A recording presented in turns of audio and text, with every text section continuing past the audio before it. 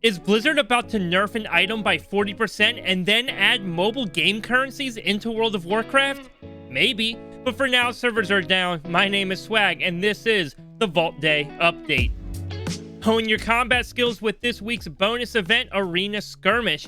You can earn extra honor in Arena Skirmishes and pick up the weekly quest for even more. Play ball in this week's PvP Brawl, Deepwind Dunk. It's a modified Deepwind Gorge that feels more like basketball than it does a battleground. The Midsummer Fire Festival kicks off tomorrow. You can earn Burning Blossoms by completing daily quests, killing elementals, and traveling Azeroth taking part in the festivities. The Burning Blossoms can be exchanged for mogs, toys, and more. For our lore-loving viewers, Blizzard has announced a new book, War of the Scaleborn. This book details the creation of the Incarnates and why they're at war with the dragons. For those that are still using the Onyx Annulet, it is about to get nerfed by 40%.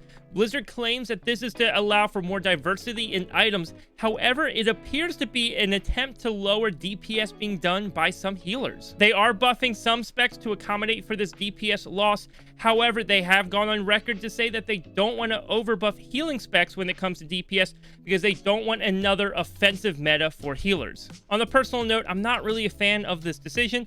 The Onyx Annulet obviously is a little more powerful than it should be. That's totally understandable. However, I really like it when healers can be doing some decent damage in groups. It causes you to rethink how you build your character. Do you really need that extra healing, or can you lose a little bit of healing in order to attribute to your group in another way?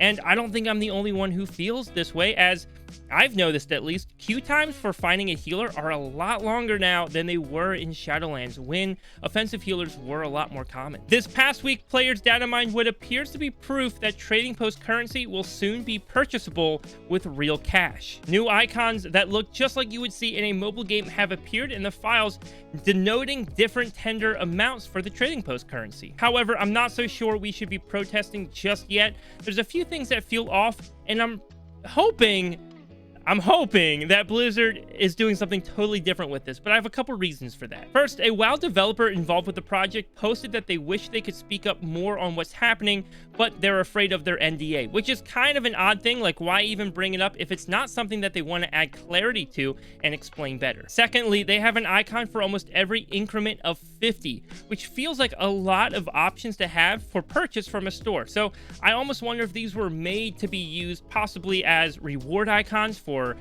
completing different parts of the trading post quests, or even something else. I'm hesitant to say that they're going up for purchase, as this was something that Blizzard did for goodwill with players, and it would feel really weird if they gave it to us and they're like, hey, look, we want to give you something, but you want to give us something back now? Maybe some more money? It would feel weird. Of course, Blizzard is kind of king of doing weird things, so We'll find out soon, I guess. And lastly, don't forget that when servers come back up today, you will receive another Renaissance Shadow Flame. These can be used at the Revival Catalyst to convert your gear into tier gear. If you haven't used yours from last week, you will now have 2, and you will continue to accrue 1 every week. And that's everything happening this week in the world of Warcraft. Of course, if you're new to the channel, make sure you hit that subscribe button. And on top of that, this Friday, I will be streaming on Twitch the new Mega Dungeon. So if you want to check it out, see what the boss fights are like, you can find a link to my channel right below in the description.